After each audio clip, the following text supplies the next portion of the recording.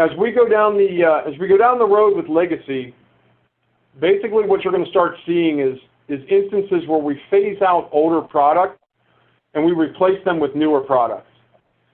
For everyone on the call, I want to apologize for our inability, if you will, to communicate this to everyone. We're going to do our best to do a better job moving forward, where we communicate these items that are going discontinued and then the items that they're being replaced by. So as a sign of good faith for this webinar, I'm going to go over a few of these devices that apply already. So the first one is the TMCC1 PowerMaster. There's actually an earlier part number for this that does not have the 135 watt, 180 watt selector switch on the front. And I'm sorry I didn't capture that number, but it has not been produced in almost 10 years. So I didn't see the relevance of putting it on the screen. So the TMCC1 PowerMaster will be replaced by the Legacy PowerMaster. Legacy PowerMasters are already in stock. The most significant difference between the two is that the TMCC1 PowerMaster is communicated to with a 27 megahertz signal from the cab 1, whereas the Legacy PowerMaster uses the 455 kilohertz track signal. So, as I mentioned earlier, TMCC1 users want to be able to control track power and can't find TMCC1 PowerMasters out there. Legacy PowerMasters are 100% compatible with their older system.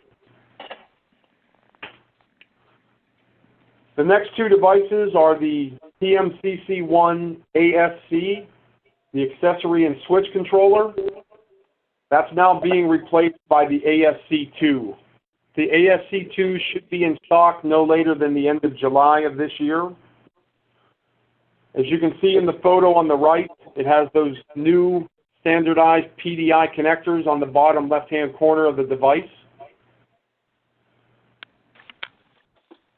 The next device being replaced is the BPC, or block power controller. It's being replaced by a BPC2. To be honest with everyone, the PCBs inside the ASC2 and the BPC2 are absolutely identical. They're the same circuit board. But what's different is the BPC2 has the programming on it to accept PR, or track commands, for controlling block power, and the ASC has the programming on it for SW for switch, ACC for accessory, and RTE for route addresses. The ASC2 will not accept any TR commands. As I mentioned, both of these ASC2s and BPC2s should be in stock the end of January. Once I don't think that we currently have any stock on the TMCC1 ASCs left. The BPCs, I'm pretty sure there's still some in inventory. So once those are gone, they'll be discontinued and replaced by the BPC2. All four of these devices shown on the screen are still compatible with Legacy. The newer devices, ASC2 and BPC2, are not compatible with TMCC1. They're only compatible with Legacy.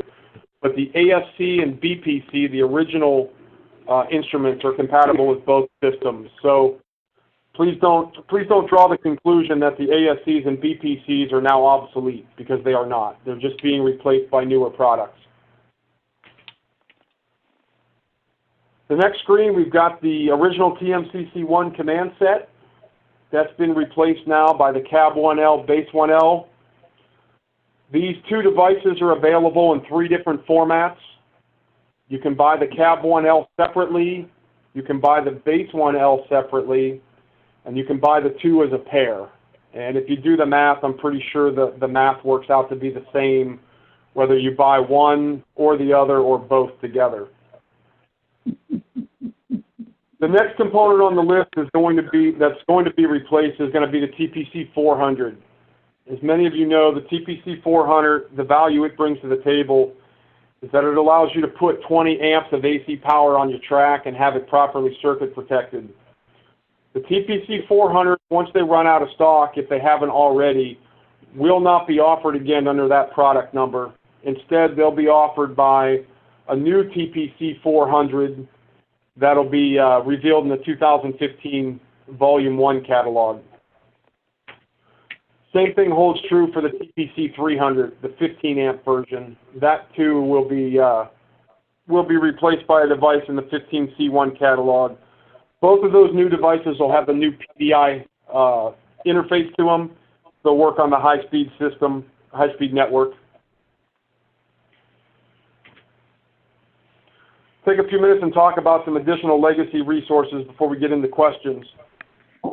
I'm just going to read this off here. The legacy rewritable black module allows unlimited functionality and expandability to your legacy system. This device, used in conjunction with the LSU, the Legacy System Utility, which is a free download from Lionel.com, allows users to download and upgrade the operating software of their legacy system right next to their computer. There's no need for the consumer to take their good legacy base and remote and send it out anywhere, either to Lionel or their dealer or a friend, etc., to have their operating system up-rev to the most recent product or the most recent software release.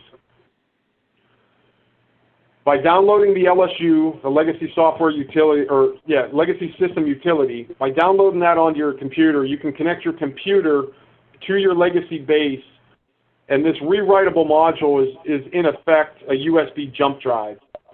You can download the new cab software and the new base software to the black module, and then go through the same programming sequence to up-rev the operating software on both the cab and the base. In the long run, this ends up saving us money, and it ends up saving the customer money. They don't have to ship their bases back. We don't have to mail out two upgrade modules every time a new release of software comes out, etc. With the Legacy Software Utility, you can even change the functional icons on the touchpad on your legacy remote. When you're not using the black module to up-rev your operating software, you can store your entire locomotive data roster or roster data on this black module. So if you take your locomotive to a club or a friend's house or whatever, you take that black module with you and load all that data right into their base and be ready to run within a matter of seconds. And for those of you that aren't familiar with the Legacy System Utility, go to the Lionel Product Finder on Lionel.com, type in 6-37125, click on that item, which is the black memory module. There's a free download right there where you can download it to your Mac or your PC. The next legacy resource that we have is the ZWL. The ZWL is capable of behaving like 4 separate power masters, or it can behave as a conventional transformer where the user goes over and turns the handles. There's a switch on the back that allows command or conventional operation. The customer can also assign track ID numbers to the ZWL from track 1 up through track 99. They can also assign it engine numbers. If they already have 9 power masters in play, they can assign an engine ID number to all 4 throttle outputs. There's also a switch on the back that allows you to control all 4 outputs under one engine or track address, or you can control all 4 outputs by just using the A handle. Yes, ZWL seem expensive, but the amount of technology that went into them and their reliability is pretty much unmatched by anything out there.